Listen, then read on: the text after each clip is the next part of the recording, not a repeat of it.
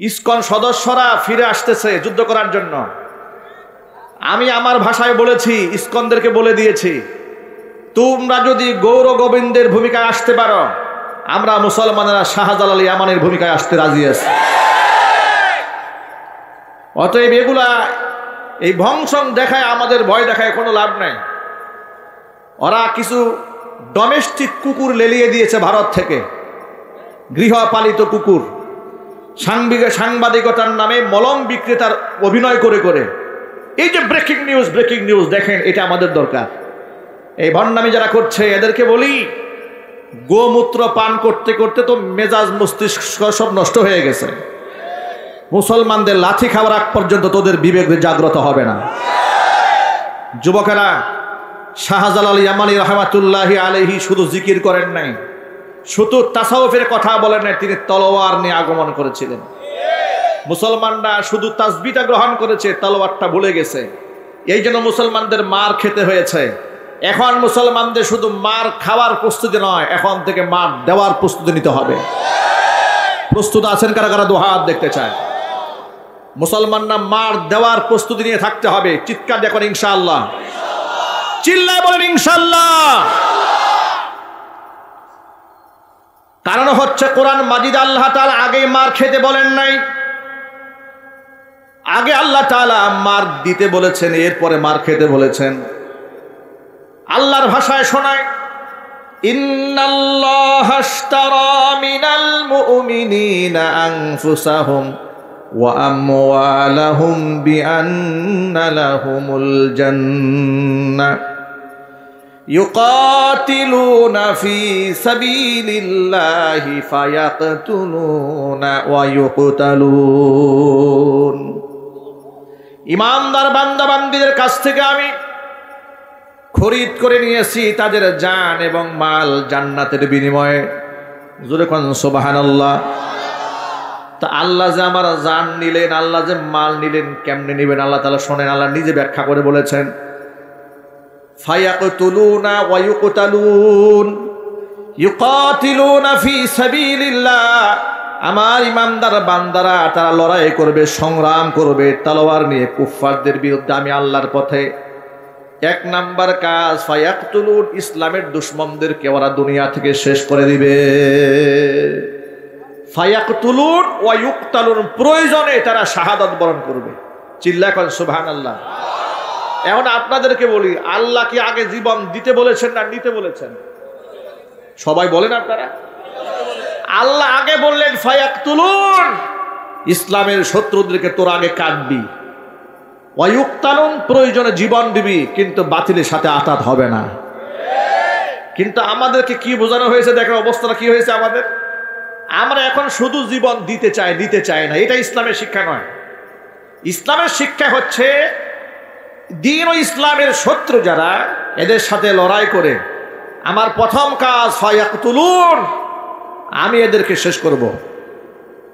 দ্বিতীয়ত, এদের সাথে লড়তে গিয়া যদি আমার শাহাদাত আল্লাহ পাক মঞ্জুর করেন, এটা আমার জন্য সৌভাগ্য মনে করে আমি গ্রহণ করব। সুবহানাল্লাহ বলেন। সুতরাং বাতিলরা শুধু আমাদেরকে বিভিন্ন জায়গায় জবাই করবে, আর আমরা মসজিদের কোনায় বসে বসে তাসবিহ জপব। ইসলাম এই শিক্ষা আমাদেরকে দেয়নি। আমাদের ভাই অ্যাডভোকেট সাইফুল ইসলামকে ইসকনের সন্ত্রাসী গুন্ডারা প্রকাশ্য দিবালোকে আদালত প্রাঙ্গণ থেকে ছিনিয়ে নিয়ে তাকে জবাই করেছে। আগে আমরা শুনতাম যে মুসলমানকে জবাই করে ভারতে, আগে শুনতাম মুসলমানকে জবাই করে গুজরাটে, আগে শুনতাম মুসলমানদেরকে হত্যা করে কাশ্মীরে, এখন শুনতে পাচ্ছি মুসলমানদেরকে হত্যা করে চট্টগ্রামে।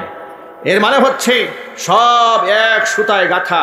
কাশ্মীরে মুসলমানদেরকে হত্যা করে যারা, গুজরাটে মুসলমানদেরকে হত্যা করে যারা, চট্টগ্রামের মাটিতেও মুসলমানদেরকে হত্যা করে তারা। ওরা মনে করেছে আমাদের পাশে আমাদের প্রভু ইন্ডিয়া আছে, নরেন্দ্র মোদী আছে, তিনি আমাদেরকে রক্ষা করবে। আরে বাবা, বুকা স্বর্গে বসবাস করছে। নরেন্দ্র মোদী যদি কাউকে রক্ষা করতে পারত, তাহলে তার তথাকথিত স্ত্রী হাসিনাকেই রক্ষা করতে পারত। চিল্লায় বলেন ঠিক কিনা বলেন। আপনি বলবেন হুজুর কেমন শব্দ বললেন, আপনি স্ত্রী বললেন কেন? আরে বাবা, আমি স্ত্রী তো বলি নাই, এটা ওরা নিজেরা বলেছে। কেন আব্দুল মুমিন বলেছিল না ভারতের সাথে আমাদের স্বামী স্ত্রীর সম্পর্ক? কথা বলেন তো, তোমরাই তো বলেছো ওদের সাথে তোমার স্বামী স্ত্রীর সম্পর্ক। তো স্বামীকে আর স্ত্রীকে আমি তো ভাগাভাগি করে দেখলাম, কনে পক্ষ এখানকার, বর পক্ষ ওইদিকে। জোরে বলেন। আমাকে বাধ্য হয়ে বলতে হয়েছে। তাহলে যে নরেন্দ্র মোদী তার গুন্ডা বাহিনীকে দেশের মধ্যে পাঠিয়ে দিয়েছিল, রয়ের এজেন্ডা চেষ্টা করেছিল গোটা বাংলাদেশটাকে নারকীয় হত্যাকাণ্ডের মাধ্যমে চিরদিন ফেরাউনের শাসন ব্যবস্থা কায়েম রাখতে। তাদের সাথে ছিল পুলিশ, ছিল বিজিবি, ছিল বিডিআর, ছিল আর্মি, ছিল র্যাব, ছিল ইন্টেলিজেন্স ব্রাঞ্চের সবগুলো শাখা। এতগুলো শাখা নিয়ে এত সুবেদ্য প্রাচীরের মধ্যে নিজেকে সুরক্ষিত আধারে রাখার পরেও গণ অভ্যুত্থানে তোমাদের তথাকথিত প্রভু স্বৈরাচারীকে রক্ষা করতে যেভাবে পারে নাই, ইসকনের নাতি পুতিরাও তোমাদেরকেও রক্ষা করতে পারবে না। সুতরাং সব জায়গায় বাহাদুরি করতে এসো না। ইসলাম আগে বলেছে দিনের জন্য আগে মারতে হবে, এরপরে মরতে হবে। যুবকেরা, দিনের জন্য প্রয়োজনে মারবো, প্রয়োজনে আমার জীবনটা উৎসর্গ করব, এতটুকু টাটকা ঈমান কি অন্তরে আছে? কার কার আছে? বা দুহাত দেখতে চায়। আল্লাহ তুমি সকল যুবক ভাইদেরকে ইসলামের সৈনিক হিসেবে কবুল করে নাও। আরো চিৎকার দিয়ে এখন আল্লাহুম্মা আমিন। যুবক ভাইয়েরা আমার, ঈমান এমন একটা প্ল্যাটফর্ম যেখানে দাঁড়িয়ে কারোর সাথে কোনো কম্প্রোমাইজ করা যায় না, নেগোসিয়েশন করা যায় না। যে জায়গায় বসে, ওই প্ল্যাটফর্মের নাম হলো ঈমান। যদি ঈমানের ব্যাপারে একটুখানি কম্প্রোমাইজ করা যেত, আল্লাহর হাবিব রাহমাতুল লিল আলামিনকে হিজরত করে মক্কা ছেড়ে মদিনায় যেতে হতো না। যদি ঈমানের ব্যাপারে কম্প্রোমাইজ করা যেত, হযরত বেলাল রাদিয়াল্লাহু তাআলা আনহুকে পাশবিক নির্যাতনের সম্মুখীন হতে হতো না। যদি ঈমানের ব্যাপারে কম্প্রোমাইজ করা যেত, অসংখ্য সাহাবীকে জীবন দিতে হতো না। ঈমানের ব্যাপারে যদি কম্প্রোমাইজ করা যেত, মুহাম্মদ সাল্লাল্লাহু আলাইহি ওয়াসাল্লামের দান মোবারক শহীদ হতো না। ঈমানের ব্যাপারে যদি কম্প্রোমাইজ করা যেত, নবী করিম সাল্লাল্লাহু আলাইহি ওয়াসাল্লামের মাথার মধ্যে ক্ষত বিক্ষত করে আল্লাহ নবী সাল্লাল্লাহু আলাইহি ওয়াসাল্লামকে জমিনের মধ্যে বেহুশ হয়ে পড়ে যেতে হতো না। ঈমান এমন একটা মজবুত প্ল্যাটফর্ম, যে ব্যক্তি পড়ে নিয়েছে লা ইলাহা ইল্লাল্লাহ, যে ব্যক্তি তার মনের মধ্যে এই বিশ্বাসটা ঢুকিয়ে ফেলেছে, এমন একটা প্ল্যাটফর্মে দাঁড়িয়ে পড়েছে, সে বিশ্বাস করে নিয়েছে লা মা'বুদা ইল্লাল্লাহ, আল্লাহ ছাড়া কোনো উপাস্য নাই, আল্লাহ ছাড়া কোনো মাবুদ নাই। এ কথার স্বীকৃতি মুখে যেমন দিতে হবে, আমলেও তা বাস্তবায়ন করতে হবে। এতে করে আমাকে যদি দেশ ছাড়তে হয় দেশ ছাড়তে হবে, যদি বাড়ি ছাড়তে হয় বাড়ি ছাড়তে হবে, সংসার যদি ছেড়ে যেতে হয় সংসার ছেড়ে দিতে হবে, জীবনকে যদি ঝুঁকের মধ্যে ফেলতে হয় তাও ফেলতে হবে। কিন্তু বাতিলের সাথে ঈমানি ব্যাপারে কোনো কম্প্রোমাইজ চলবে না। যুবক ভাইয়েরা আমার, কেন আপনারা আজকে কনসার্টে দৌড়াচ্ছেন? রাষ্ট্র স্বাধীন হওয়ার পরে বৈষম্য বিরোধী ছাত্র আন্দোলনে যারা রক্ত দিয়েছেন, জীবন দিয়েছেন, ঈমানের সাথে দেশপ্রেম নিয়ে যারা লড়াইছিলেন, যারা দুনিয়া থেকে চলে গেছেন, আল্লাহ রাব্বুল আলামিন জান্নাতুল ফেরদাউস দান করেন। জোরে কোন আমিন। শহীদদের জন্য আপনি ইস্তিগফার করেন, আল্লাহর কাছে দোয়া করেন, তাদের জন্য আমরা দোয়া করব, এটা তাদের হক। যদি তারা জীবন দিয়ে এতটুকু স্বাধীনতা আমাদের জন্য অর্জন করে দিয়ে না যেত, স্বাধীনভাবে আজকে আপনাদের সামনে কোরআন নিয়ে আমরা কথা বলতে পারতাম না। এই জন্য তাদের প্রতি আমরা ঋণী, তাদের জন্য দোয়া করার দরকার আছে না নাই? আরো জোরে বলেন। আহত যারা হয়েছেন, আল্লাহ শেফায়ে কামিলা আজিলাইয়া কুল্লিয়া নসিব করেন। জোরে কোন আমিন। যে সমস্ত মায়েরা বাবারা সন্তান হারিয়েছেন, সুখ সন্তপ্ত পরিবারকে আল্লাহ তাআলা ধৈর্য ধারণ করার তৌফিক দান করেন। আমরা আল্লাহর কাছে দোয়া করি, রব্বুল আলামিন তারা যা হারিয়েছে তার থেকে উত্তম বদলা আপনি তাদেরকে দিয়ে দিন।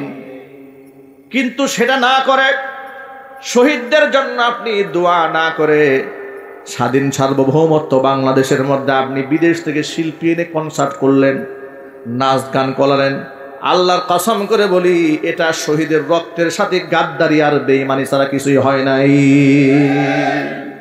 কি করলেন আপনি?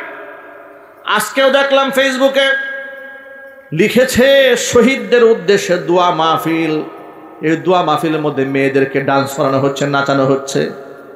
জাহেলিয়াতের একটা সীমা থাকা দরকার। আপনাদেরকে স্পষ্ট জানাই দেয়, মাদ্রাসা ময়দানে আওয়ামী জাহিলিয়াতের আমলে যত প্রকার শিরকি কর্মকাণ্ড হয়েছে ওদের বিদায় হয়েছে। বাংলার মাটিতে আর কোনো জাহিলিয়াত যেন পয়দা না হয়। মুসলমানদেরকে ঐক্যবদ্ধ থাকতে হবে। রাজি আছেন কিনা? তো হাত দেখতে চায়। আল্লাহ যেন যুবক ভাইদেরকে কবুল করেন, মঞ্জুর করে নেন। জোরে জোরে কেন আল্লাহুম্মা আমিন। কনসার্ট করে আপনি শহীদদের জন্য কিসের দোয়া করলেন? আপনাদেরকে যদি বলি আপনার বাবা মারা গেছে, মা মারা গেছে, তাদের জন্য ইসালের সওয়াব করবেন, তাদেরকে একটু স্মরণ করবেন। এই জন্য ঢাকা থেকে শিল্পী এনে গুরুস্থানের মধ্যে নাচাবেন। কথা বলে না কেন? যদি এটা না হয় তাহলে বাপ মাকে আপনি ভালোবাসেন বিদায় গুরুস্থানের শিল্পী নাচাবেন না। তাহলে আপনি এই শহীদদের স্মরণে বিদেশ থেকে শিল্পী এনে গান করালেন কেন? আবার শুনতে পেলাম অমুক শিল্পী বিদেশ থেকে আসবে, তারা কনসার্ট করবে, পয়সা উঠাবে, বিনা পারিশ্রমিকে গান গাবে। কত সওয়াবের কাজ করবে দেখছেন?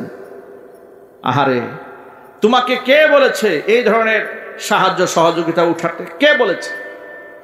আমি দেশ স্বাধীন হওয়ার পরে আমাদের গাজীপুরেও ছেলেরা উদ্যোগ নিয়েছিল প্রথমে কনসার্ট করে কিন্তু সাহায্য উঠাবে, এরপরে সেই সাহায্যের টাকা দিয়ে বন্যার্থ মানুষের পাশে দাঁড়াবে। আমি ওদেরকে বলেছি তোমরা ওয়াজ মাহফিলের আয়োজন করো, তোমরা শিল্পী আনতে হবে না, আমরা বক্তারা যারা আছি আমাদের কোনো টাকা দিতে হবে না, প্রয়োজনে নিজের পকেটের টাকা খরচ করে ওয়াজ করে দিয়ে আসবো, তারপরে তোমরা কনসার্ট করবে না। ওরা আমাদের কথা মান্য করেছে, ওরা বিরাট তাফসীর মাহফিলের আয়োজন করেছে, টাকা কালেক্ট করেছে। এরপরে আপনার কুমিল্লা লক্ষ্মীপুরে যে বন্যা হয়েছিল, বন্যার্থ মানুষের পাশে তারা দাঁড়িয়েছে। আমি এর দ্বারা এই ব্যাপারে লম্বা কথা বলতে চাই না, শুধু ছোট্ট করে এই মেসেজটা দিতে চাই, মানুষকে সাহায্য করার নাম দিয়ে যদি কনসার্ট করে, আল্লাহর কসম ওই কনসার্টে হারাম সিস্টেমে হারাম উপার্জন করে মানুষকে সহযোগিতা করলে এই জাতির 4 পয়সার কোনো ফায়দা হবে না। মনে হবে আপনার কাছে সাময়িক আমি 5 লক্ষ টাকা দিয়েছি, কোনো লাভ নাই, এই টাকা দিয়ে কোনো লাভ নাই। আচ্ছা, আপনি 5 লক্ষ টাকা দিয়ে ঘর বানাই দিলেন, আল্লাহ যদি একটা 10 লাখ টাকার ধাক্কা মারে, কথা বলে না কেন আপনারা? এর মানে হচ্ছে আপনার এই অর্থনৈতিক সহযোগিতা মূল সহযোগিতা নয়। আপনি সাহায্য চাইবেন কার কাছে? আপনি হালাল পথে উত্তম রিজিকগুলা বান্দাদের পেছনে ঢালেন। খবরদার, আনফিকু মিন তাইয়্যিবাতি মা কাসাবতুম, কোরআন বলেছে উত্তম হালাল খরচ করো, হারাম আমার পরে দিয়া 4 পয়সার কোনো মূল্য নাই। আপনারা বলেন তো, মসজিদ থেকে জায়নামাজ চুরি করে যদি কাউকে দান করেন কি পরিমাণ সওয়াব হবে? আপনি যদি মনে করেন আমার পাশের বাড়ির ভদ্রলোক নামাজ পড়ে, গরিব মানুষ, একটা জায়নামাজ দরকার, যাবে মসজিদ থেকে একটা জায়নামাজ চুরি করছেন, তারা দিয়েছেন, কি পরিমাণ সওয়াব হবে? কথা বলে না কেন? মনে মনে ভাবতেছেন পাশের বাড়ির গরিব মানুষ একটু হজে যাবে, টাকা নাই, পয়সা নাই, আমি যে সুদের ব্যবসা করি, লক্ষ লক্ষ টাকা সুদের ইনকাম হয়, সুদের ইনকাম থেকে বেশ কিছু টাকা তারে দিয়ে দিই, সে হজে চলে যাক, আমার বিরাট সওয়াব হবে, ফায়দা হবে।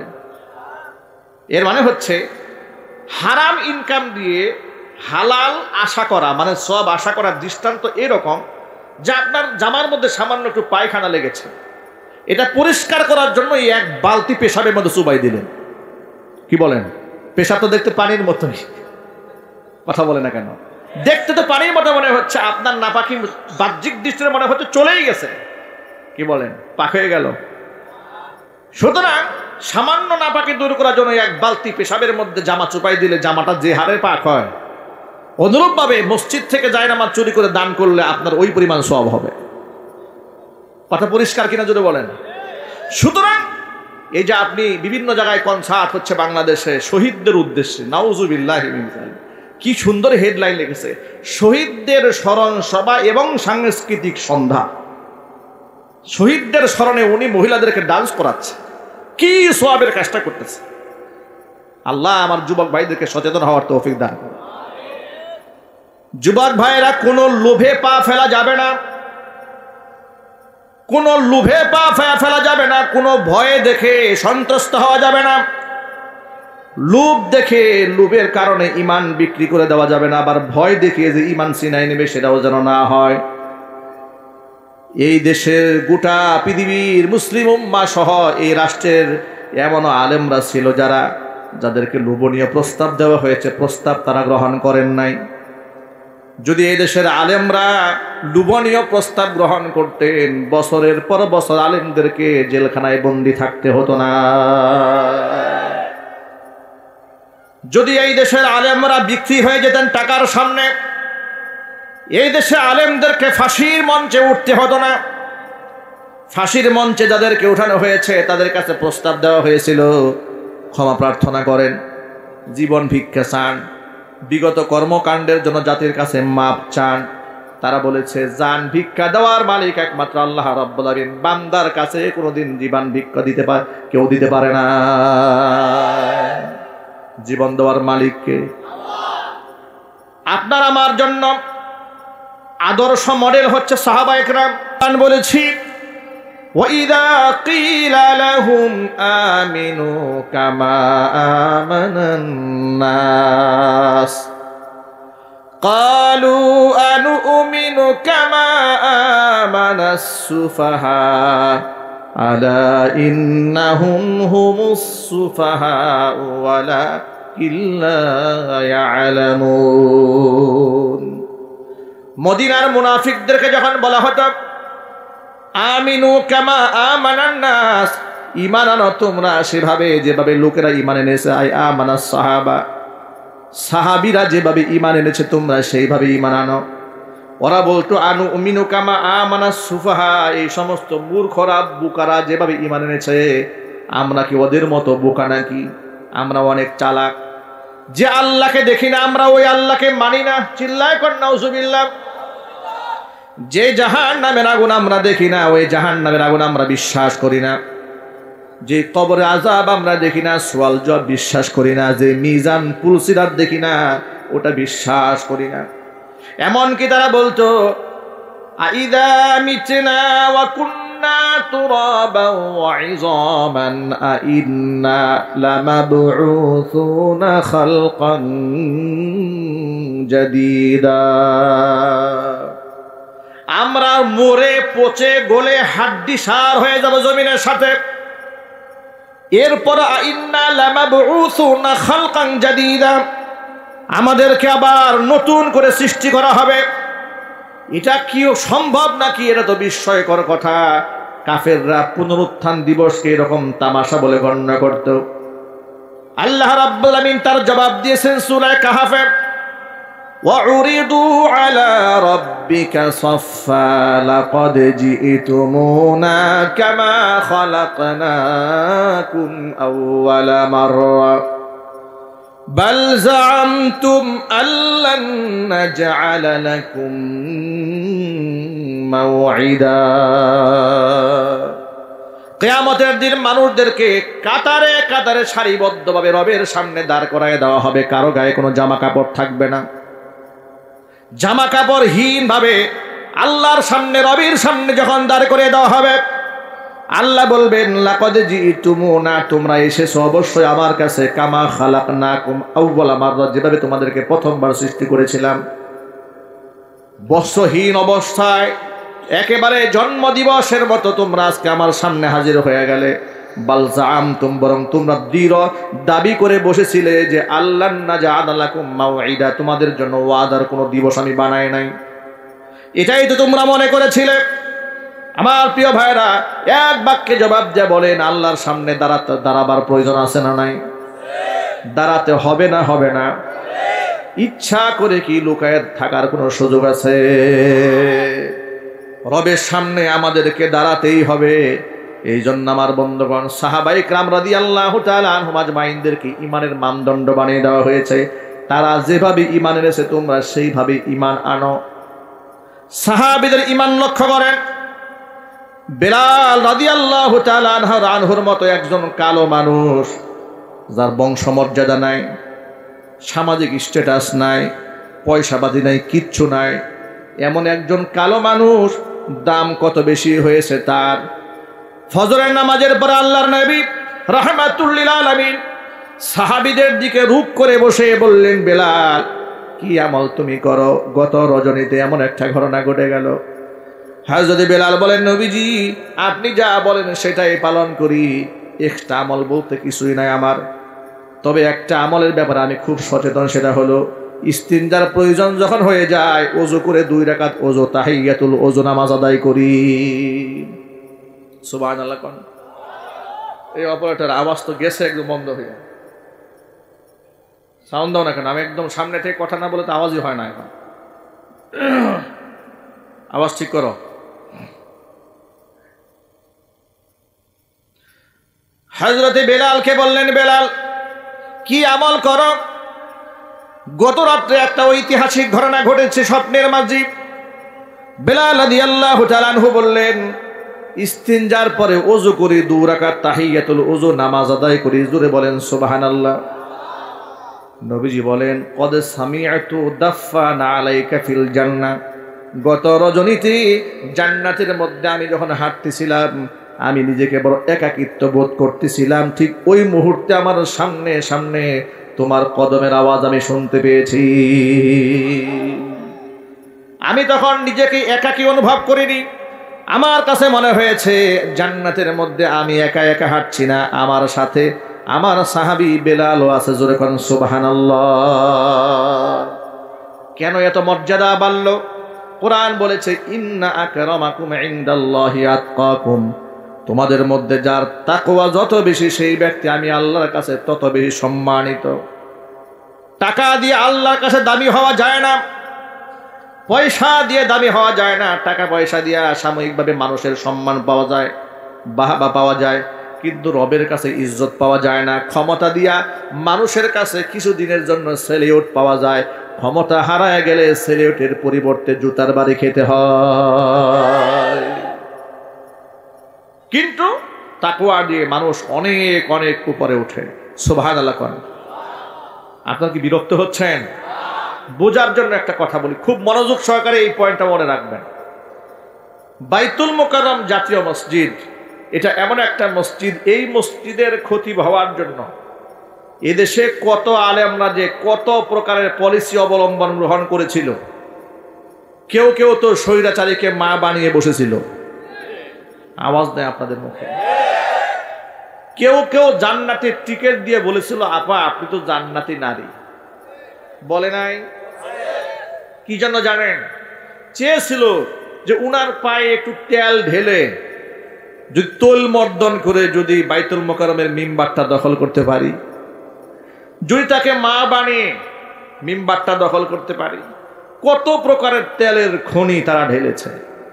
এমনকি সাবেক খতিব সালাউদ্দিন সাহেবের একদিন বক্তৃতা শুনতেছিলাম, তিনি বলছিলেন যে বঙ্গবন্ধুর পরিবারটি একেবারে আল্লাহর অলির পরিবার, আউলিয়া পরিবার।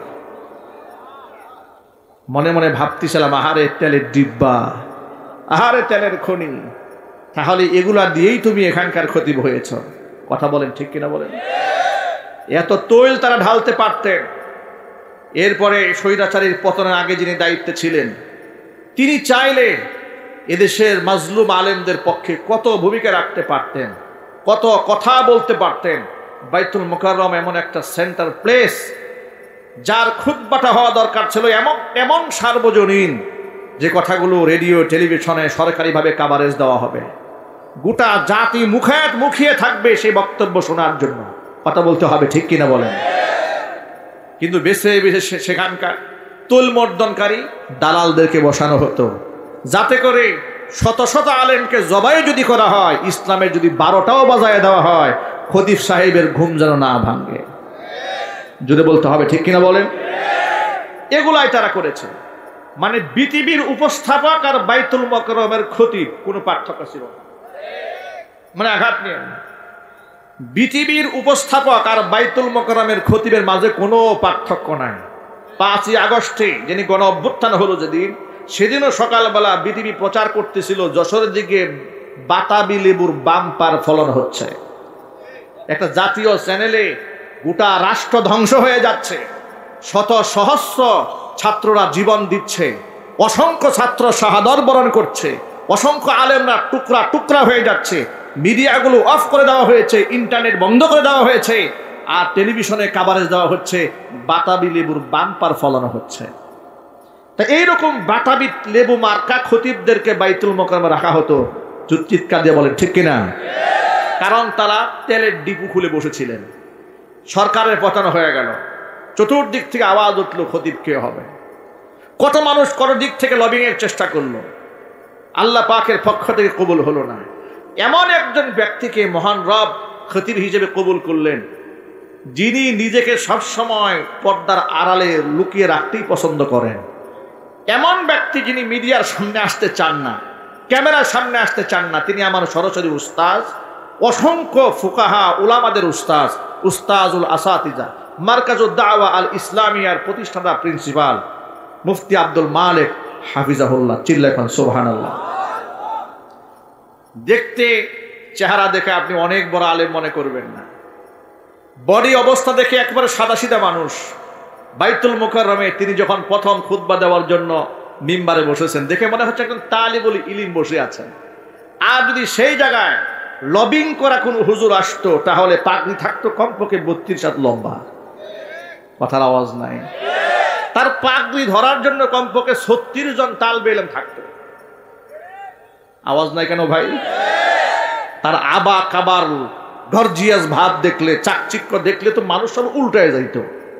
তিনি আসলেন তালবে ইলমের মতো, সুবহানাল্লাহ। তার কাছে যখন প্রস্তাব দেওয়া হলো যে আপনারা খতিব হিসেবে আপনার বাইতুল মুকাররমে চাচ্ছি, তিনি খুশিতে নাচ না দিয়ে তিনি কি করলেন জানেন? তিনি বললেন, আমি আমার উস্তাদ আল্লামা তাকি উসমানী হাফিজাহুল্লাহর কাছে একটু পরামর্শ করে নেই। সুবহানাল্লাহ। কি বাড়ি গিয়ে বলবেন? একথা আপনাদেরকে শোনাবার আমার উদ্দেশ্যটা কি? আপনাদের উদ্দেশ্য হলো আল্লাহর কাছে সম্মানিত যদি আপনি হতে চান, তাকওয়া দিয়ে সম্মানিত হয়েছেন, আপনি লবিং এ যেতে হবে না, কারো পা ধরতে হবে না। হযরতে বেলাল কারোর পা ধরেন নাই, আল্লাহর উপরে এমন দৃঢ় ঈমান এনেছিলেন। উমাইয়া ইবনে খালফ তার নেতৃত্বে যখন মরুপ্রান্তরে তাকে পিটানো হতো, এমন আঘাত করা হয়েছে, পাগলা উটের পায়ের সাথে রশি দিয়ে হযরতে বেলালকে বেঁধে দেওয়া হয়েছিল। প্রচন্ড খরতাপে মরুপ্রান্তরে পাগলা উট দৌড়াচ্ছে, পেছনে পেছনে উটের এক মাথায়, উটের রশির এক মাথায় হযরতে বেলালের পা বাঁধা, তাকে নিয়ে দৌড়াচ্ছে। বেলালের পিঠের চামড়া, কানের চামড়া ছিঁড়ে যাচ্ছে, বেহুশ হয়ে গেল হযরতে বেলাল। বুকের মধ্যে পাথর চাপা দিয়া পাষণ্ডরা বলল, বেলাল এখনো সময় আছে, কালেমা ভুলে যাও। হযরতে বেলাল অস্ফুট আওয়াজে জবান থেকে বলছিলেন, লা ইলাহা ইল্লাল্লাহ, লা ইলাহা ইল্লাল্লাহ, লা ইলাহা ইল্লাল্লাহু মুহাম্মাদুর রাসূলুল্লাহ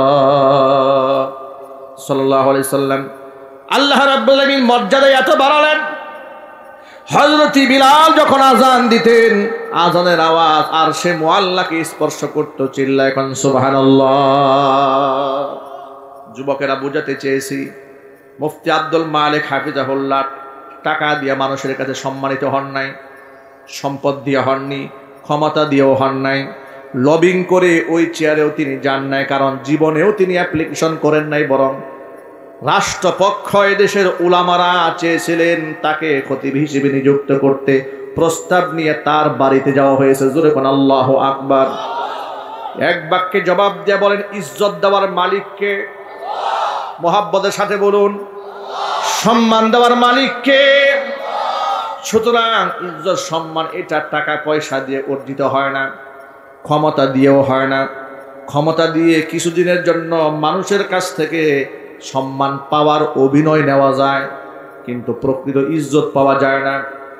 তার প্রমাণ দেখেন, যে সমস্ত ব্যক্তিরা ক্ষমতার জোরে বন্দুকের নল দিয়া 16 বছর টিকেছিল, তাদের সামনে যাওয়া যেত না, তাদের সাথে কথা বলতে দেওয়া হতো না, তারা কারোর সাথে কথা বলতেন না। কথা বলেন। সামনে গার্ড, পেছনে গার্ড, সামনে পেছনে চতুর্দিকে গার্ড আর গার্ড। দাম্ভিকতা এবং অহংকার এমন লেভেলে চলে গিয়েছিল, তারা এই দেশের আলেমদেরকে তুচ্ছ তাচ্ছিল্য করে বলতো, কোথায় তোর জামাত, কোথায় তোর শিবির, কোথায় তোর হেফাজত, কোথায় তোর বিএনপি, আয় খেলা হবে। এই ধরনের দাম্ভিকতা পূর্ণ শব্দ মহান আল্লাহ তাআলা কবুল করেন নাই। খেলা হবে বলে বলে আলেমদের সাথে যারা তামাশা করেছে, খেলা শুরু হওয়া মাত্র দেশ থেকে চোরের মতো তারা পালিয়ে গেছে। কার সাথে খেলবে তোমরা? খেলা হবে বলে এটা ডাক দিয়েছিল, যখন আমরা খেলা শুরু করেছি চোরের মতো পালিয়ে গিয়েছ। চোরের মতোই সারা জীবন থাকতে হবে, কথা বলতে হবে, ঠিক কিনা বলে?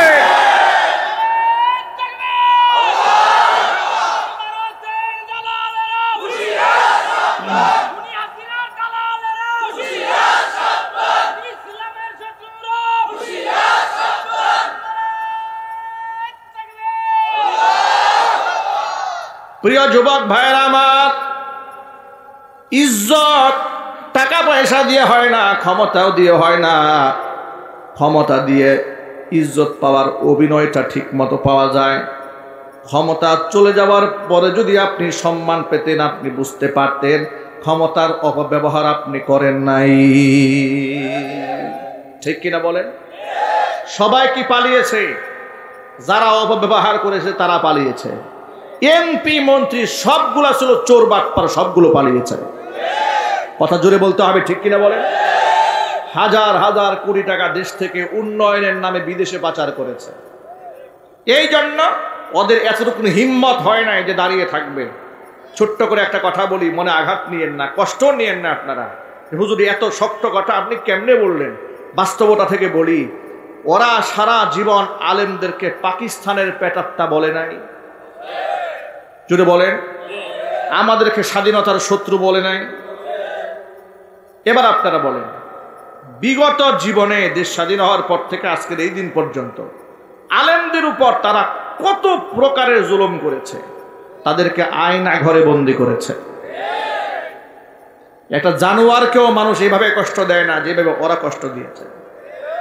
ফাঁসির আসামিদের সাথেও এত দুর্ব্যবহার করা হয় না যে দুর্ব্যবহার এই দেশে আলেমদের সাথে করা হয়েছে। হাতের মধ্যে লোহার কড়া, পায়ের মধ্যে ডান্না বেরি, মাথার মধ্যে হেলমেট, বুকের মধ্যে বুলেট প্রুফ জ্যাকেট পরিয়ে রিমান্ডে নিয়ে পিটাইয়া এমন বিধ্বস্ত করা হতো। আল্লামা মামুনুল হকের মতো ব্যক্তিকে হুইল চেয়ারে করে আদালতে আনা হয়েছে। এরপরে শিবিরের সভাপতি ছিল দেলোয়ার সাহেব, দেলোয়ার ভাই, তার কি অবস্থা আনা হয়েছে, মনে হয় প্রত্যেকটা অঙ্গ প্রত্যঙ্গ পিটায় আলাদা করে দেওয়া হয়েছিল। কথা বলেন না কেন আপনারা? এই নির্যাতন তারা করে নাই? আরো জোরে বলেন। এমন ভাবে নির্যাতন করেছে, এত কষ্ট দিয়েছে আলেমদেরকে। এরপরে আলেমদেরকে তারা ফাঁসির মঞ্চে উঠিয়ে হত্যা করে নাই? জোরে বলেন। আলেমদেরকে জেলখানায় নিয়ে বিষ প্রয়োগ করে হত্যা করে নাই? গোটা উপমহাদেশের শ্রেষ্ঠতম কোরআনে কারিমের দায়ী শহীদ আল্লামা দেলওয়ার হোসেন সাঈদ রাহিমাহুল্লাহ দল মত নির্বিশেষে জনপ্রিয়তার শীর্ষে, উপমহাদেশে এত জনপ্রিয় ব্যক্তির জন্ম আর হয় নাই। কথা বলতে হবে, ঠিক কিনা জোরে বলেন। যার বক্তব্য শুনলে আজও আমাদের চোখের পানি ঝরে। তার এক একটা বক্তব্য ভবিষ্যৎবাণী হয়ে দাঁড়িয়েছে। এক একটা বক্তব্য একবিংশ শতাব্দীতে এসে মনে হতো উনি শতাব্দীর শ্রেষ্ঠ একজন মুজাদ্দিদ ছিলেন। চিল্লা বলো মুসলমান, ঠিক কিনা? এমন ব্যক্তির সাথে তোমরা কি তামাশা করেছো? কিন্তু ব্যক্তিরা তো পাকিস্তানে গিয়ে আশ্রয় গ্রহণ করে নেয়। তাহলে তারা পাকিস্তানের দূষর কেমনে হলে? তারা পাকিস্তানের পেটাত্তা কেমনে হলে? আজকে জাতির সামনে কালের ব্যবধানে প্রমাণিত হয়েছে, যারা আলেমদেরকে পাকিস্তানের দালাল বলেছে ওরা হচ্ছে ভারতের মুশরিকদের পা চাটা গোলাম। মুশরিকদের পা চাটা গোলামদের মুখে আলেমদেরকে পাকিস্তানের পেটাত্তা বলে মানায় না। সুতরাং ওরা যা বলেছে মিথ্যা বলেছে, জাতির সামনে প্রমাণিত হয়েছে ওরা ভারতের মুশরিকদের কাফের বেঈমানদের পা চাটা গোলাম এবং কেনা দাস ছিল। চিল্লায় বলো মুসলমান, ঠিক কিনা? কেনা দাসদের সাথে মুসলমানদের কোনো আতাত চলবে না। ওরা খুনি। ওরা কি? ওদের একটা পরিচয়, ওরা কি জোরে বলে? ওরা গণহত্যাকারী, ওরা আলেম হত্যাকারী। কথা বলে না কেন? ওরা ছাত্র হত্যাকারী, ওরা লাশকে পুড়ায় দিয়ে বিকৃতকারী। এদের ফাঁসি নিশ্চিত হওয়ার আগ পর্যন্ত এদের পক্ষে যদি কোনো মুসলমান কথা বলে বুঝতে হবে ও মুসলমানের সন্তান হতে পারে না। কথা বলতে হবে, ঠিক কিনা? মুসলমানরা ঐক্যবদ্ধ হয়ে থাকতে চান কারা কারা? আমি দুহাত দেখতে চাচ্ছি।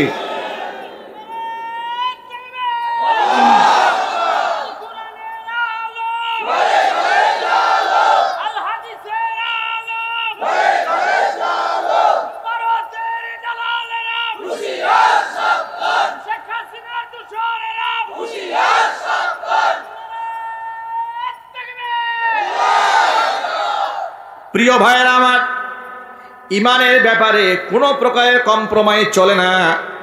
একটা দৃষ্টান্ত আপনাদের সামনে উপস্থাপন করেছি। নবী করিম সাল্লাল্লাহু আলাইহি ওয়াসাল্লামের বিখ্যাত সাহাবী হযরতে আব্দুল্লাহ ইবনে হুযাফা রাদিয়াল্লাহু তাআলা আনহু, খলিফাতুল মুসলিমিন, আমিরুল মুমিনিন ওমর ইবনুল খাত্তাব রাদিয়াল্লাহু তাআলা আনহুর খেলাফত কালে সৈন্য সামন্ত নিয়া রোম সম্রাটের সৈনিকদের বিরুদ্ধে লড়াই করতে গিয়েছিলেন। রোম সাম্রাজ্যের লোকেরা আব্দুল্লাহ ইবনে হুযাফা রাদিয়াল্লাহু তাআলা আনহু সহ তাদের সাথী সঙ্গী মুসলিম সৈনিকদেরকে তারা গ্রেফতার করে ফেলে। এবার রোমের সম্রাট আব্দুল্লাহ ইবনে হুযাফা রাদিয়াল্লাহু তাআলা আনহু সহ কাফেলাদেরকে সামনে ডেকে নিয়েছে। ডেকে নিয়ে জিজ্ঞেস করছে, তোমাদের লিডারকে? তারা বলল, আমাদের কোনো লিডার নাই, আমাদের একজন আমির আছে। সুবহানাল্লাহ। বলে, আমিরের নাম কি? বলে, আমাদের আমিরের নাম হচ্ছে আব্দুল্লাহ ইবনে হুযাফা রাদিয়াল্লাহু তাআলা আনহু। তাকে সামনে আসতে বলো। তাকে সামনে আনা হলো। আব্দুল্লাহ ইবনে হুযাফা রাদিয়াল্লাহু তাআলা আনহু এত সুন্দর হৃষ্টপুষ্ট চেহারার মানুষ ছিলেন, দেখতে যেমন স্ট্রং ছিলেন, চেহারা ফোকাসটা ছিল দারুণ সুন্দর, পরিবারই সৌন্দর্যমণ্ডিত একজন মানুষ। আব্দুল্লাহ ইবনে হুযাফা রাদিয়াল্লাহু তাআলা আনহুকে সে লোভনীয় একটা প্রস্তাব দিল। লোভনীয় প্রস্তাবটা হলো, আব্দুল্লাহ রে, তুমি যদি ইসলাম ধর্ম ছেড়ে দিয়া খ্রিস্টান ধর্ম গ্রহণ করো, তাহলে আমার সুন্দরী মেয়েটাকে তোমার সাথে বিবাহ দিয়ে দেব। আমার সাম্রাজ্যের অর্ধেকটা আমি তোমার নামে লিখে দেব। এত বড় লোভনীয় অফার যদি কোনো মুসলমানদেরকে বর্তমানে দেওয়া হয়, তাহলে কি বলেন আপনারা? প্রত্যাখ্যান করবে? আর বা খুশির ঠেলায় তো লুঙ্গি খুলে যাবে। কথা বলেন। সামান্য 2-4-5 লাখ টাকা দিলে বাপ চিনে না, ভাই চিনে না। কথা বলেন। আমি শুনেছি এলাকাতে নাকি অনেক সময় মারামারি হয়, কোন্দল হয়। এগুলো করবেন না ভাই, এগুলো মুসলমানের কাজ নয়। আপনাদের টেটা বল্লম যা আছে কি নাই এলাকায়, এগুলাকে কাজে লাগাবেন, সময় আসতেছে। মুসলমান ভাই ভাই না, মুসলিমরা ঐক্যবদ্ধ হয়ে কুফফারদের সাথে সামনে একটা লড়াই হবে, গাজওয়ায়ে হিন্দ। সেখানে মুশরিকদের সাথে এগুলা প্রস্তুত করে রাখেন আপনারা। কথা বলেন ভাইয়েরা। মুসলিম ভাই ভাই আর লড়াই করবেন না। আজকে ওয়াজে আসছেন, ছোট্ট একটা ওয়াদা করাই দিই ভাই, স্যাক্রিফাইস করেন, আল্লাহর কাছে বিনিময় পাবেন। আল্লাহি ওয়া রাব্বিল কাবা। মুসলমান একে অপরের সাথে হিংসা রাখতে পারে না, বিদ্বেষ রাখতে পারে না। কোরআন বলেছে রুহামাউ বাইনাহুম, একে অপরের সাথে থাকবে হৃদ্যতাপূর্ণ সম্পর্ক। আশিদ্দাউ আলাল কুফফার, কুফফারদের ব্যাপারে আপনি থাকবে মারাত্মক কঠিন। আপনার যত টেটা আছে, বর্ষা আছে, দা আছে, খন্তা আছে, শাবল আছে, লাঠি যা আছে, সব ব্যয় করতে হবে কাফেরদের বিরুদ্ধে। সব মুশরিক না, সাধারণ হিন্দু যারা, হিন্দু জনগোষ্ঠী, এদের প্রতি আমাদের কোনো ঘৃণা নাই, এদের প্রতি কোনো রাগ গুসা নাই। কথা বলেন ঠিক কিনা? সাধারণ হিন্দুদের সাথে আমাদের রাগ গুসা আছে। হ্যাঁ, রাগ গুসা কাটে যারা আমাদের মসজিদে হামলা করেছে। কি বলেন? চট্টগ্রামে আমাদের মসজিদকে ওরা ভাঙে নাই। গুজরাটের কসাই খুনি বাবরি মসজিদ ভাঙে নাই। এখনো পর্যন্ত মুসলমানদের দাড়ি ধরে জয় শ্রীরাম স্লোগান দিতে যারা বাধ্য করায়, এদের সাথে আমাদের একটা লড়াই বাকি আছে। আপনি যত ভালো ব্যবহার করেন না কেন, এরা আপনাকে ছাড়বে না। ওরা যেহেতু আমাদেরকে ছাড়বে না, আমরাও এদেরকে ইনশাল্লাহ আল্লাহর হস্তে প্রস্তুত আছি এদের জন্য। কথা বলেন যুবকেরা। এলাকার হাতিয়ার যা আছে সব তৈরি করতে হবে ইসলাম এবং মুসলমানদের দুশ্মনদের বিরুদ্ধে লড়াইয়ের জন্য। হাত তোলেন, ওয়াদা করেন আল্লাহর কাছে যে এগুলো আমরা আর আমার ভাইয়ের বিরুদ্ধে ব্যবহার করব না। বলেন না ইনশাল্লাহ? আল্লাহ কবুল করেন। হাত নামান। লোভনীয় প্রস্তাবের কথাই বলতেছিলাম। এত বড় লোভনীয় প্রস্তাব দেওয়া হলো। আব্দুল্লাহ ইবনে হুযাফা রাদিয়াল্লাহু তাআলা আনহুকে বলা হলো, আমার সুন্দরী মেয়েটা তোমার সাথে বিবাহ দেওয়া হবে। রোম সাম্রাজ্য অর্ধেকটা তোমার নামে লিখে দেওয়া হবে, তুমি রাজত্ব করবে, শাসন করবে। আব্দুল্লাহ ইবনে হুযাফা রাদিয়াল্লাহু তাআলা আনহু প্রস্তাব কেমন ভাবে প্রত্যাখ্যান করে লক্ষ্য করেন। তিনি রোমের বাদশাকে সম্বোধন করলেন ইয়া কালবার রুম বলে, মানে হে রোমের কুকুর, হে রোমের কুকুর, তুমি আমাদের এটা কি বললে? আমাকে তুমি ইসলাম ছাড়তে বলেছো। ইসলামের জন্য আমি তো আমার জীবন দিতে প্রস্তুত আছি, ইসলামের জন্য আমি আমার জান দিতে পারি, আমি আমার সম্পদ দিয়ে ফেলতে পারি, দেশান্তরিত হয়ে যেতে পারি, কিন্তু আমি ধর্ম ত্যাগ করতে পারি না। জোরে করেন সুবহানাল্লাহ। যখন দেখলো লোভ দেখিয়ে কোনো কাজ হচ্ছে না, তখন ভয় দেখাই দিল। ভয়টা কি? ফুটন্ত তেলের মধ্যে তার সাথী সঙ্গী কিছু ওদেরকে কয়েকজনকে ফেলে দেওয়া হলো। ফুটন্ত তেলের মধ্যে ফেলে দেওয়ার সাথে সাথে মুহূর্তের মধ্যে তার কিছু সাথী কঙ্কালে পরিণত হয়ে গেল, শাহাদাত বরণ করে জমিন থেকে বিদায় হয়ে গেল।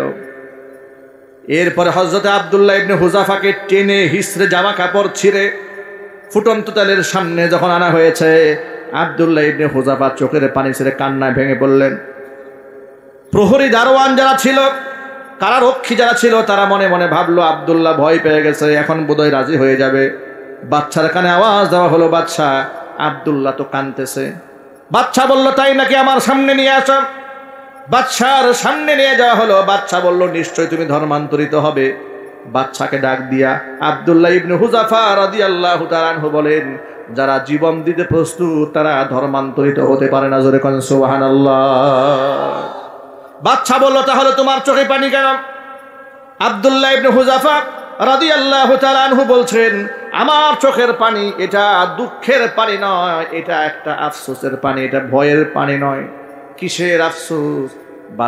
বাদশার সামনে আব্দুল্লাহ ইবনে হুযাফা বলছেন, আমি আমার নবীজির মুখে শুনেছি, একবার যদি কেউ দুনিয়া থেকে বিদায় হয়ে যায়, শাহাদাতের মৃত্যুর মাধ্যমে হোক কিংবা স্বাভাবিক মৃত্যুর মাধ্যমে হোক, দুনিয়াতে তাকে আর ফিরিয়ে দেওয়া হয় না। আমার চোখের মধ্যে পানি, আমি আফসোসে কাঁদতেছি, হারে আল্লাহর দ্বীনের জন্য, ইসলামের জন্য আমার শুধুমাত্র কেবলমাত্র একটা জান আজকে শহীদ হবে। আল্লাহ তাআলা যদি আমাকে 1000 প্রাণ দিতেন, আমি আল্লাহর কসম, আল্লাহর সন্তুষ্টির জন্য 1000 প্রাণ আমি জীবন্ত এই ফুটন্ত তেলে ছবি দিতাম। আমি যে পারলাম না, মাত্র একটা জান আমার যাবে, এই দুঃখে কাঁদতেছি। আল্লাহু আকবার বলে। প্রিয় ভাইরা, জীবন দেওয়াটাকে আল্লাহর পথে যারা গৌরব মনে করে, তাদেরকে আপনি কি দিয়ে ভয় দেখাবেন? কি দিয়ে ভয় দেখাবেন? যারা আল্লাহর পথে চলে, আল্লাহর কথা বলে, আল্লাহকে ভালোবেসে সপেছে জীবন, তাদের কিসের ভয়? কে করে পরাজয়?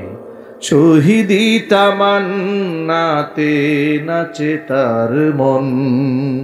ঠিক কিনা বলেন? হাসনা হেনার ঘ্রাণে ভুলে না হৃদয় তার, কালিমার মিশক মাখা হৃদয় রয়েছে যার। হাসনা হেনার ঘ্রাণে ভুলে না হৃদয় তার, কালিমার মিশক মাখা হৃদয় রয়েছে যার। সব পিছুটান ভুলে জিহাদের পথে চলে, সব পিছুটান ভুলে জিহাদের পথে চলে, সে তো তার ঈমান বলে। যারা আল্লাহর পথে চলে, আল্লাহর কথা বলে, আল্লাহকে ভালোবেসে সপেছে জীবন, তাদের কিসের ভয়? কে করে পরাজয়? শহীদি তামান্নাতে নাচে তার মন। ঠিক কিনা বলে?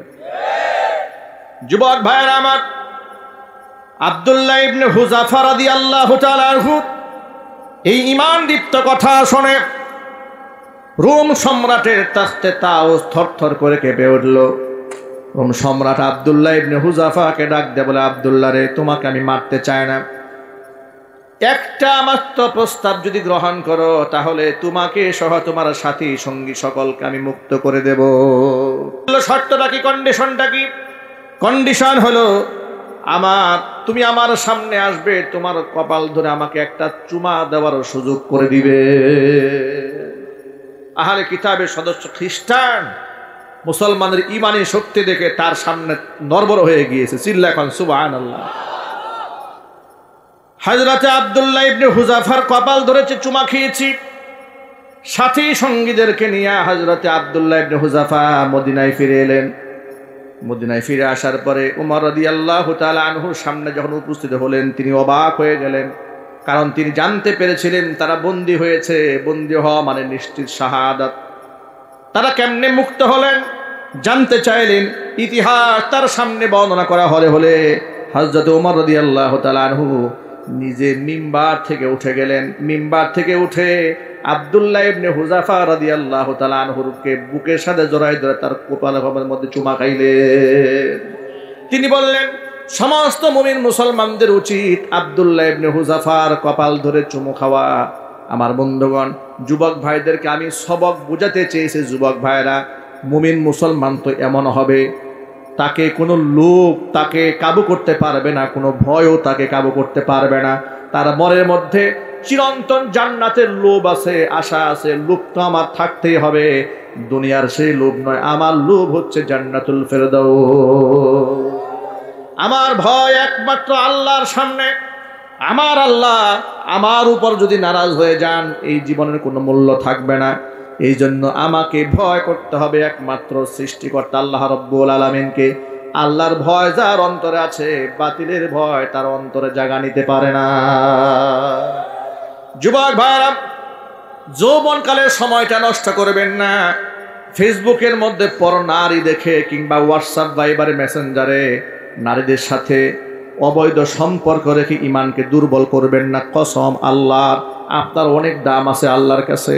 নবী করিম সাল্লাল্লাহু আলাইহি ওয়াসাল্লাম বলেছেন, সাবাতুন ইউজিল্লুহুমুল্লাহু ফি জিল্লিহি ইয়াওমা লা জিল্লা ইল্লা জিল্লু। আল্লাহর আরশের ছায়া ছাড়া যেদিন আর কোনো ছায়া থাকবে না, সেদিন 7 শ্রেণীর মানুষকে আল্লাহ তাআলা আরশের ছায়াতলে স্থান দিবেন। 1 নাম্বার, ইমামুন আদিলুন, ন্যায়পরায়ণ শাসককে আল্লাহ স্থান দিবেন। 2 নাম্বার হচ্ছে ওয়াশাবুন নাশা ফি ইবাদাতিল্লাহ, ওই যুবক যে যুবক তার যৌবনকাল আল্লাহর বন্দেগীতে কাটিয়ে দিয়েছে। জোরে বলেন সুবহানাল্লাহ। যুবক ভাইরা আমার, আমরা আল্লাহর পথের সৈনিক হতে চাই, আমরা শয়তানের লাঠিয়াল বাহিনী হতে চাই না। ঠিক কিনা বলেন?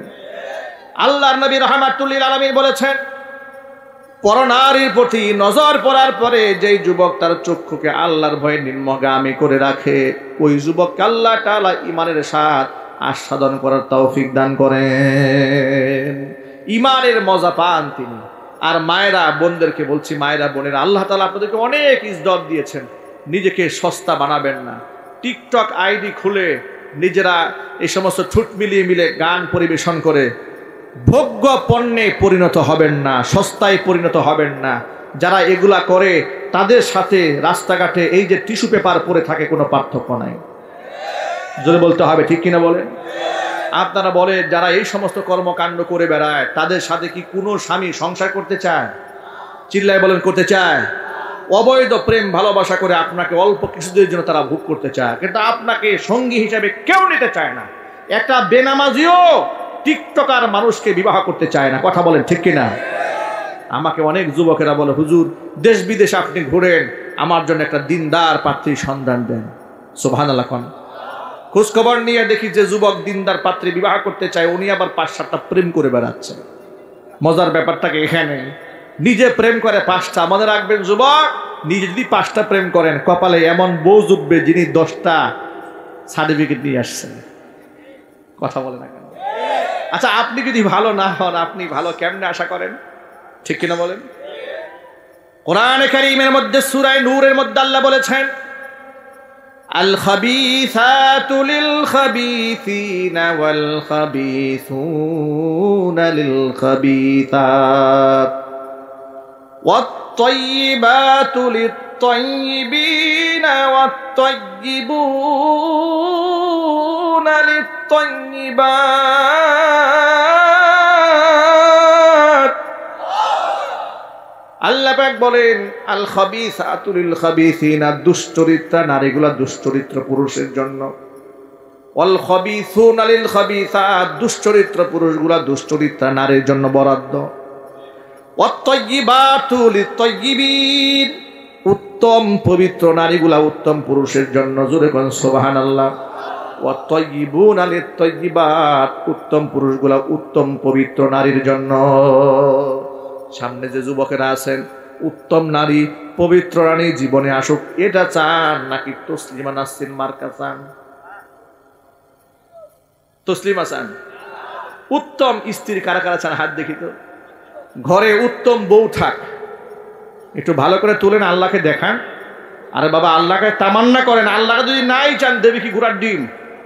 ভালো করে তোলেন। হ্যাঁ মাশাআল্লাহ, উত্তম নারী চান তো ইনশাআল্লাহ বলেন। উত্তম নারী চাইতে গেলে নিজেকে পবিত্র হতে হবে ইনশাআল্লাহ বলেন। আজকের পর থেকে এক ওয়াক্ত নামাজও কাজা করতে হবে না ইনশাআল্লাহ। আজকের পর থেকে সকলেই 5 ওয়াক্ত নামাজ জামাতের সাথে মসজিদে গিয়ে আদায় করবেন। ওয়াদা করেন? একটু হাত তুলেন না ভাই, ভয় পাচ্ছেন নাকি? আমি কি মারামারি করতে বলছি? আরে বাবা, আমি তো আপনার যেটা নৈতিক দায়িত্ব, ফরজ দায়িত্ব, নিজেকে মুসলমান দাবি করার যে অস্তিত্বের সম্পর্ক যার সাথে, তার নাম কি? তার নাম কি? তার নাম নামাজ। সেই নামাজটা পড়বো তো ইনশাল্লাহ। কয় ওয়াক্ত? আরো জোরে বলেন। দৈনিক 5 ওয়াক্ত, মনে থাকবে ইনশাল্লাহ। হাত নামা। তবে এই নামাজ পড়বো ইনশাআল্লাহ, সাথে সাথে আমরা সব ধরনের অশ্লীলতা থেকে নিজেকে হেফাজত রাখবো। আপনি যদি পাঞ্জেগানা নামাজি হয়ে যান একেবারে বা জামাত, আপনার মধ্যকার শয়তানি দেখবেন আল্লাহ রহমতে এমনি দূর হয়ে গেছে ইনশাআল্লাহ বলেন। মা বোনদেরকে বলছি, মায়েরা বোনেরা, আপনারাও আল্লাহকে ভয় করুন, আল্লাহকে ভয় করুন, আল্লাহকে ভয় করুন। নিজে বুরকা পরেন কিন্তু মেসেঞ্জারে পরপুরুষের সাথে কথা বলেন, এই বুরকার 4 পয়সা মূল্য নাই। কথা বলতে হবে, ঠিক কিনা বলেন? যে নারী বুরকা পরে পরপুরুষের সাথে বাজে সম্পর্ক রাখে, সে বুরকার মাহাত্ম্যই বুঝে না। সে মনে করে সে বুরকার নাম পর্দা। কি বুরকার নাম পর্দা? পর্দার উদ্দেশ্য হচ্ছে পরপুরুষ থেকে নিজেকে আড়াল রাখা। তা আপনি বুরকা পরলেন, পরপুরুষের সাথে কথাবার্তা বলছেন, তা আপনি তো বুরকার মাহাত্ম্য বোঝেন নাই, পর্দার গুরুত্বই বোঝেন নাই। আপনি প্রতিনিয়ত চোখের জিনা করেছেন, কানের জিনা করেছেন, অন্তরের জিনা করেছেন, হাতের জিনা করেছেন। ঠিক কিনা বলেন? আল্লাহ আমার মা বোনদেরকে তুমি হেফাজতে থাকার তৌফিক দান করো। আল্লাহ আমার যুবক ভাইদেরকে পবিত্র থাকার তৌফিক দান করো। চিৎকার দিয়ে এখন আল্লাহুম্মা আমিন। মেহেরবানি করে ভলান্টিয়ার ভাইরা দাঁড়িয়ে আছে, আমি অনুরোধ করব যত ভাইরা এখানে এসছেন, আপনারা এত সুন্দর একটা আয়োজন প্রত্যেক বছর হোক, এটা আপনারা চান না?